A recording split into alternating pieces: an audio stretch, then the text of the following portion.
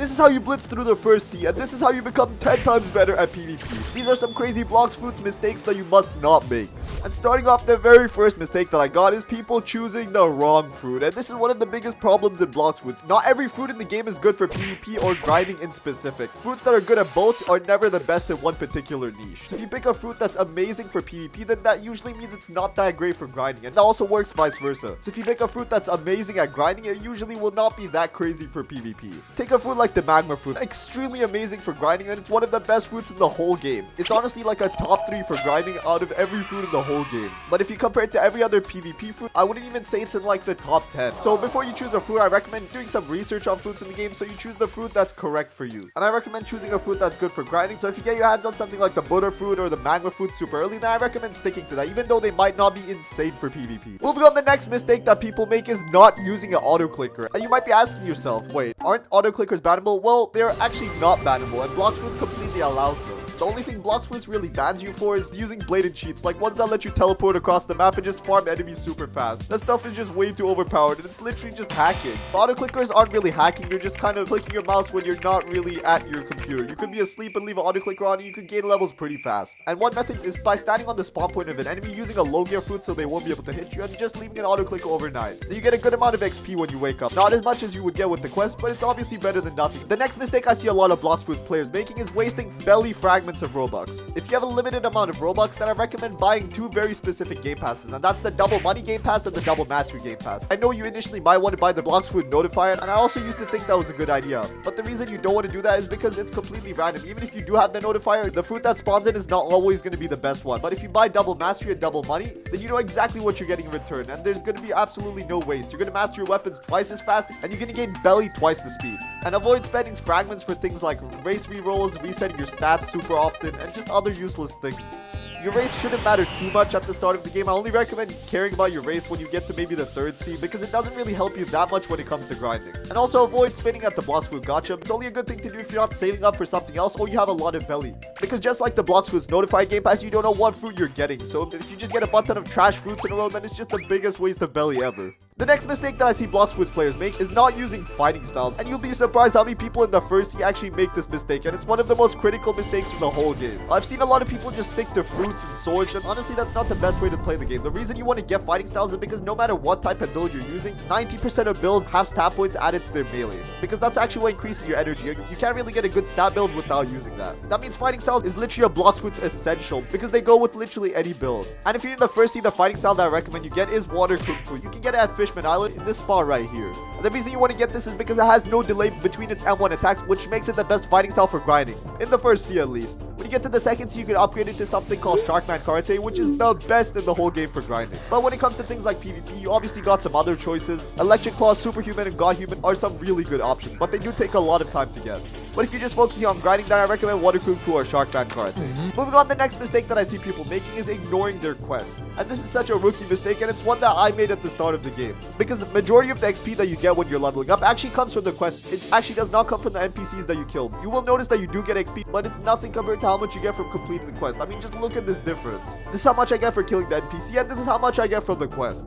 Moving on, the next mistake I see people making is not preparing properly for boss fights. And the reason you want to do this is because you don't want to be dying to the boss, because then you're going to end up losing bounty. And if you care about your bounty at all, you know that's something you don't want to lose. And also keep in mind, bosses are a lot stronger than the NPCs you're going to fight. Usually they're at the end of each quest. And I actually have a boss's guide video up that you can go look at if you want to know how to destroy every boss without taking any damage. But go watch that after you finish this video. Moving on, the next item that I see people not using is the compass. And this isn't really an item, it's just this icon on your map that you can click to get to where your main quest is. So if you ever lose track of anything in the game, just make sure you click on the compass and you'll know exactly where you're supposed to go. The next mistake that I see people making is only focusing on their fruits. Obviously, fruits are extremely important, and depending on your build, you might want to focus on your fruits, but most of the time you should not be doing this.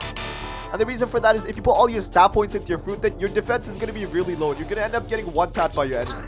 But once again, this completely depends on the build. If you know what you're doing, and if you're trying a specific type of build, then you can go ahead and do that. But most of the time, you want to have a 3-way stats. What I mean by that is you want to equally divide your stat points and put them into 3 different things. And usually, the first item is going to be melee, and the second one's going to be defense. After that, you can choose between fruits, swords, and guns. But like I mentioned before, don't put all your stat points into your fruit. This is one of the biggest rookie mistakes that you can make. Moving on, the next mistake that people make is not buying some basic essential items. And I'm talking very specifically about hockey. as well as one specific item that you find in the first seed. But let's start off with hockey. Most of you should know what hockey is, but if you don't, this is where you get it from, this NPC located right here, and this is what it looks like. Basically just increases the damage you can do and the damage that you can take, and you can leave it on 24/7. You literally have no reason to not get this. The second item you can get from here is sky jump, which just lets you jump midair. It's definitely useful. Then we got flash step, which in my opinion is the least important out of all of these abilities, but for some reason it costs the most. If you don't have the money for this, or you're trying to save money, then I don't really recommend getting this. Only buy this if you have a lot of money to spend. It isn't as useful as the other two. Next, the final type of hockey that you want to get in the first seed is observation hockey. This basically gives you dodges and lets you see your enemy through walls. It's incredibly useful.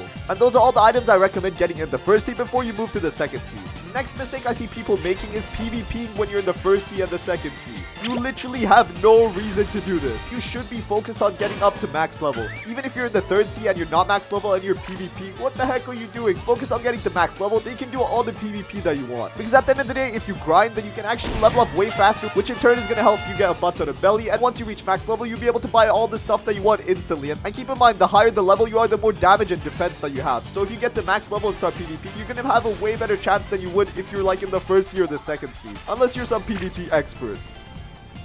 The next mistake I see people making is not grinding the correct way. People that stay in lower level areas too long. It's not really a common mistake, but it is a mistake regardless. And I've seen some people do this. If you're done with the quest for an island, then you just have no reason to stay at the island. So just head over to the next island. The next mistake with grinding that people make is actually not grouping up their enemies. Grouping up your enemies is essential to your grinding. If you have area of damage attacks, then you should 100% of the time be grouping up your enemies, because then you don't really waste your attacks, which just saves a lot of time. Nice. This next mistake that I got here is not really that common, but some people in the second seed do this mistake, and that's dropping rare items by accident. I see so many people just roll fruits at the Blox Fruit gacha and just drop the fruits on the floor for no reason. I mean, I understand that the fruit is terrible, but if it's a somewhat of a decent fruit, you should at least try to trade it away. Or you never know, people just might be that rich that they don't need fruits like the magma fruit, where they just drop it on the floor, because why not?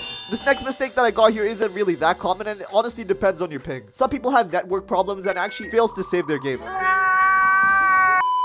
So before you leave the game, make sure your data is saved, because sometimes the packets don't get sent to the server properly. So if you commonly have internet problems, I recommend waiting a while before actually closing your game. The next mistake that I see people making is not taking advantage of low gear fruits. And no, this doesn't mean you always have to use a low gear fruit. I'm just saying that low gear fruits have this super overpowered ability that basically makes it so they take no damage. And if you don't know what low gear fruits are, by the way, they're elemental fruits. All of the low gear fruits have this ability called elemental immunity, which means if a player is actually lower level than them, then they can't do any damage to them, which is honestly one of the most useful things in the whole game. And it's going to make it super easy to fight against NPCs. The next mistake that I see people making is not using accessories. Every time you have an accessory, you should head over to the nerd NPC in the cafe and then check what the accessory does. And once you do that with all your accessories, you can equip the best one that you have, or the one that best matches your playstyle. And if you're still in the first seed, that means you can't actually check what each accessory does, but you can go watch my accessories guide video where I tell you about every single accessory. And that's pretty much it.